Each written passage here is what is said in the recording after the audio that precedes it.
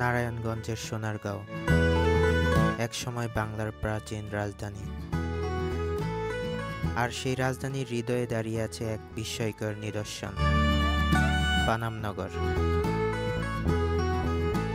শতাব্দীর পর শতাব্দী ধরে এই শহরের সাক্ষী হয়ে আছে ইতিহাসের, বাণিজ্যের, সভ্যতার উত্থান ও পতনের।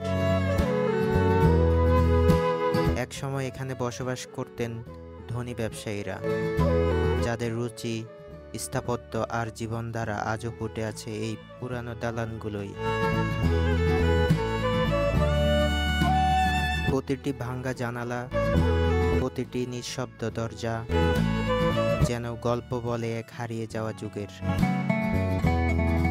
আর সেই পথে হাঁটলে মনে হয় সময় যেন থেমে আছে অতীতের এক ছায়ায় মোরা শহর। সেখানে নীরবতা কথা বলে, আর বাতাসে ভেসে আসে ইতিহাসের গন্ধ। এ শুধু একটি পুরানো নগর নয়, এটি এক অনুভূতি, এক যাত্রা, ইতিহাসের বুক ছিঁড়ে দেখা এক জীবন্ত গল্প।